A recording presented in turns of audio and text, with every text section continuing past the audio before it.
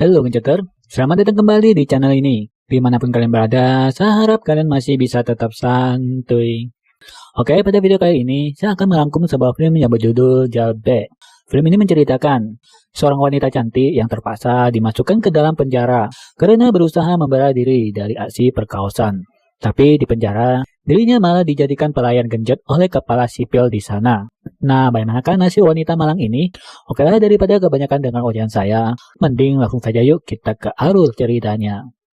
You're a superhero. Awal film kita diperlihatkan seorang wanita yang sedang bermain selo di kamarnya. Wanita ini bernama Anna. Lalu tiba-tiba ayah tirinya datang dalam kondisi mabok dan langsung memaksa Anna untuk melakukan penggenjotan dengannya. Sontak, Anna pun berusaha membela diri dan tidak sengaja mendorong ayah tirinya itu hingga tertusuk vas bunga dan tewas seketika. Atas kejadian itu, Anna terpaksa harus menghadapi persidangan. Tapi pengakuan dari Anna tidak membuat dia mendapatkan keringanan hukum sama sekali. Bahkan sang ibu kandung sendiri juga tidak percaya sama Anna dan lebih membela suaminya. Dan mengatakan kalau suaminya tidak pernah berbuat bejat kepada Anna. Akhirnya Anna harus mendapatkan hukuman sel selama 4 hingga 9 tahun di penjara khusus wanita. Lalu saat Anna dibawa masuk ke area sel tahanan, dia diteriaki oleh para napi wanita di sana. Dan itu menunjukkan betapa berbobotnya penjara di sana. Selain itu, perlakuan sipil yang tidak manusiawi juga harus dirasakan oleh Anna. Di sana, Anna dan tahanan baru lainnya disambut oleh kepala sipil yang bernama Frank. Frank lalu memerintahkan pada para napi barunya agar mematuhi semua perintah para sipil, termasuk juga dirinya. Setelah itu, Anna dan napi lainnya mulai diantar ke sel masing-masing. Di sana, Anna bertemu dengan wanita yang bernama Jenny, yang merupakan teman satu selnya. Namun karena Jenny ini pendiam, maka obrolan mereka cuma seadanya saja. Dan hari-hari Jenny hanya dihabiskan untuk membaca buku. Di esok harinya, Anna terlihat sudah mulai berbaur dengan napi lainnya. Di sana dia ditatangi oleh Cody, yang menawarkan Anna untuk bergabung dengan kelompok mereka. Tapi Anna pun menolak. Cody yang gak terima langsung menodongkan pisau ke perut Anna. Dan saat jam makan siang, Cody kembali memaksa Anna untuk bergabung dengan kelompoknya. Namun saat Anna kembali menolaknya, Cody pun langsung menumpahkan makanannya. Cody yang merasa sakit hati karena tawarannya yang selalu ditolak oleh Anna, dia dan teman-temannya langsung mendatangi Anna untuk memberinya pelajaran. Hasil, Anna pun harus dibawa ke ruang medis untuk mendapatkan perawatan. Di ruang medis, Anna sempat ditanyai oleh seorang sipil tentang kronologi pengeroyokan yang dialaminya. Namun karena Anna sudah diancam dan tidak ingin mendapatkan masalah lebih besar lagi, dia pun menutupi masalah tersebut. Dan di sana, Anna juga sempat bertanya kepada perawat, gimana caranya dia dapat menghindar dari perlakuan buruk dari napi-napi lainnya. Namun sayangnya, sang perawat tidak bisa berbuat banyak. Dan dia hanya mengatakan bahwa di penjara ini emang tempat berkumpulnya napi-napi yang kejam. Pelawat itu juga sempat mengatakan bahwa Anna bisa saja melaporkan dan mengadukan semua perlakuan buruk dari napi lainnya kepada Frank. Mendengar saran itu, Anna pun pergi menemui Frank di ruangannya. Di sana Anna mengadukan perlakuan buruk para napi padanya. Awalnya patua ini bersikap manis dan berwibawa. Tapi pada akhirnya dia mengatakan kalau dirinya akan melindungi Anna, asalkan Anna mau memanjakan tongkat kulit keriput miliknya. Mendengar itu, Anna tentu menolak dan memilih untuk pergi dari sana. Sesampai di kamar selnya, Anna hanya bisa menangis sembari bercerita pada Jenny. Jenny pun mencoba untuk menghiburnya. Tapi perlakuan buruk yang didapatkan dari Anna tidak hanya datang dari Connie saja. Napi lain berkulit senja juga berbuat buruk kepada Anna. Hingga membuat Anna memutuskan untuk bergabung dengan Cody untuk mencari perlindungan. Awalnya salah satu anak buah Cody mencoba untuk menghalangi niat Anna. Meski sempat terjadi pergulatan di antara mereka, tapi akhirnya pergulatan itu bisa direlaikan orang sipil yang sedang menjaga. Ternyata bergabung dengan kelompok Cody tidaklah mudah. Sebagai anggota baru, Anna harus memenuhi syarat untuk melakukan penghantaman pada napi lainnya. Dan itu ditujukan pada napi senja yang sempat mengganggu Anna tadi. Hasil itu juga akan direkam menggunakan ponsel dari Cody, yang dimana rekaman itu akan dijadikan sebagai ancaman bagi Anna jika dirinya berkhianat pada kelompoknya. dan tentunya akan membuat Anna bisa mendapatkan masalah yang lebih besar lagi. Anna yang mengincar perlindungan dari kelompok Cody pun tidak keberatan dengan syarat itu. Dia lalu menghampiri dan bergulat dengan napi senja, sambil aksinya itu direkam oleh Connie. Tapi dari kejadian itu akhirnya harus membuat Anna mendekam di sel isolasi selama 2 hari. Hal itu membuat Anna semakin stres, karena hukuman di sel isolasi ini harus dijalaninya tanpa memakai sehelai benang pun. Selesai menjalankan kurungan sel isolasi, Anna diperintahkan untuk menghadap Frank di ruang kerjanya. Di sana Frank mengancam Anna dengan mengatakan dirinya akan mendapatkan hukuman sel isolasi lagi jika dia tidak mau menuruti perintahnya. Dengan terpaksa, akhirnya Anna harus merelakan lahan kecil basahnya dibajak oleh Frank. Di suatu hari Anna dikunjungi oleh ibunya.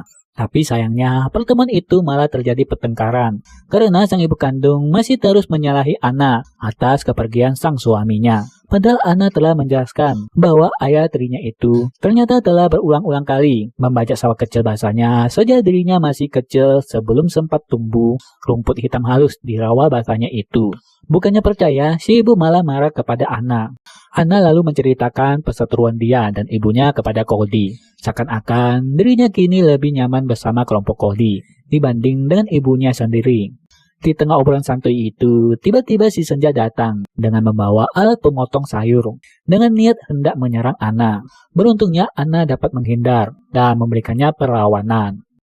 Atas kejadian itu, Anna pun harus kembali berurusan dengan Frank. Tapi bukannya mendapat hukuman, Frank malah menyuruh Anna untuk memberikan pelayanan mantap-mantap di ruangan tersebut. Dengan semua peristiwa pahit yang dialaminya, Anna kini mulai berubah dan sering mengalami stres. Ditambah lagi, Frank juga mulai ketagihan dengan servis yang diberikan oleh Anna. Dia kerap memanggilnya untuk melayani dirinya. Hal itu jugalah membuat kejiwaan Anna semakin terpuruk, hingga dia kerap melampiaskannya dengan cara menghisap barang harum milik Cody. Lalu saat lagi mandi, Anna juga sempat diserang oleh si Senja. Karena kalah jumlah, Anna tidak bisa berbuat apapun dan hanya bisa pasrah saat dirinya diserang oleh mereka. Karena serangan itu, Anna kembali mendapatkan perawatan di ruang medis. Sang perawat juga menunjukkan keprihatinannya atas kondisi yang menimpa Anna. Di hari berikutnya, Jenny mendapati Anna yang sedang salakau. Melihat itu, Jenny pun langsung menyuruh Anna untuk berhenti menggunakan barang harum. Tapi hal itu malah membuat Anna marah dan berujung pertengkaran di antara mereka. Suatu hari Anna yang berada di dalam selnya, tiba-tiba dia merasakan mual. Jenny yang melihat itu mengatakan kalau itu adalah hasil dari perbuatannya sendiri karena sudah berani menggunakan barang harum. Meski sempat dimasukkan dalam sel dengan penjagaan yang super ketat, namun akhirnya Anna dipindahkan ke ruangan perawatan khusus. Dan akhirnya, disinilah Anna bisa kembali lagi bertemu dengan perawat yang kemarin. Anna juga mulai terbuka dengan perawatnya itu. Bahkan keinginannya bisa bertemu dengan ibunya pun bisa terwujud. Dalam pertemuan kali ini, nampaknya sang ibu sudah mulai menyadari bahwa selama ini Anna lah yang telah mengungkapkan kebenarannya. Dan ibunya baru menyadari hal itu saat rumahnya disita, yang menandakan adanya hal yang tidak beres dengan mendiang sang suaminya. Ibunya pun sangat menyesal dan berjanji akan membawa Anna kembali ke konservatorium agar Anna bisa tampil bermain selo lagi. Ibunya juga meminta maaf sembari mengatakan bahwa dirinya lah yang seharusnya dipenjara, bukanlah Anna. Singkat cerita, Frank yang semakin ketagihan dengan Anna mulai menjadikannya sebagai napi kesayangan. Bahkan dirinya sempat memberikan Anna sebuah selo yang sudah lama tersimpan di gudang penjara. Anna yang sudah sangat rindu untuk bermain selo pun kemudian memainkannya di hadapan Frank, yang membuat Frank semakin jatuh hati kepada Anna. Seolah mulai menyadari kalau selama ini dirinya hanya dijadikan bahan mantap-mantap, Anna pun memberanikan diri untuk mengadukan masalahnya kepada sang perawat. Rupanya selama ini si perawat juga merasa janggal dengan kelakuan Frank. Si perawat juga berjanji bahwa dia akan melaporkan Frank pada pemerintah setempat. Apalagi si perawat juga mempunyai saudara yang bekerja di kantor pemerintahan. Tapi sayangnya, percakapan mereka telah didengar dan dilihat secara jelas oleh Frank melalui CCTV. Lalu saat perawat bersiap untuk pulang, tiba-tiba ada salah satu napi datang dan menyerangnya. Sehingga harus membuat si perawat itu lock out dari dunia. Tentu saja, aksi itu merupakan perintah dari Frank.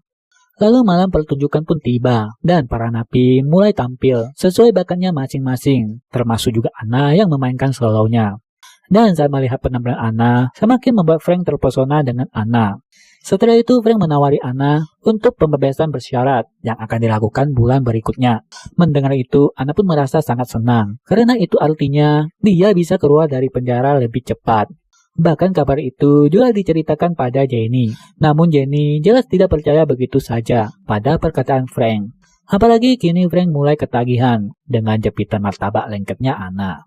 Mendengar itu, Anna lalu mulai menyusun rencana untuk menghancurkan Frank. Apalagi setelah Anna mengetahui bahwa sidang pembebasannya nanti juga akan dihadiri oleh kejaksaan. Anna lalu pergi menemui Cody untuk meminjam ponselnya yang akan dia gunakan untuk merekam aktivitas mantap-mantapnya saat sedang bersama Frank. Cody yang mendukung rencana Anna langsung meminjamkan ponsel miliknya. Frank yang mulai memanggil Anna, akhirnya mulai melakukan mantap-mantap. Dan tanpa sepengetahuannya, Anna diam-diam berhasil merekam seluruh kejadian itu. Hari persidangan untuk pembebasan bersyarat pun tiba, dan satu persatu napi secara bergantian dipanggil untuk menghadap hakim dan juga Frank. Dan tibalah giliran Anna. Anna memulai sesi persidangan itu dengan bersikap baik dan sopan, agar bisa mendapatkan pembebasan bersyarat dari hakim. Namun ternyata perkataan Jenny benar. Frank malah menyarankan hakim untuk tetap menahan Anna karena perlakuan Anna yang sangat buruk. Tentu saja, ini dia lakukan agar dia tetap bisa mendapatkan pelayanan dari Anna. Namun Anna tidak tinggal diam. Dia yang sudah mempunyai bukti, langsung memberanikan diri untuk memperlihatkan rekaman video dari ponsel Connie. Semuanya pun jadi terkejut, termasuk juga Frank yang tidak pernah menyangka jika Anna berani melakukan hal tersebut. Meski dia sempat mencoba untuk mengambil ponselnya dari tangan Anna, namun hal itu sudah tidak bisa lagi menyelamatkan dirinya. Dan akhirnya Frank pun ditangkap atas kasus pemakausan dan kasus tewasnya si perawat. Dan di hari itu juga, pihak pengadilan akhirnya memberikan pembebasan bersyarat pada Anna dan akan segera mengusut kasus dari penjara khusus wanita tersebut. Anna segera mengemasi barangnya dan mengucapkan perpisahan pada Jenny dan juga Cody. Dan kemungkinan besar keduanya juga bisa mendapatkan hak pembebasan bersyarat sesuai hasil investigasi. Di luar, Anna disambut sang ibu dengan tangisan kebahagiaan. Dan di akhir film, kita akan diperlihatkan Anna yang kembali bermain cello di konservatorium dan disaksikan oleh banyak orang, termasuk juga ibunya. Dan film pun habis. Oke, begitulah film yang kita review kali ini. Semoga kalian bisa menikmatinya. Sampai jumpa di video selanjutnya dan bye.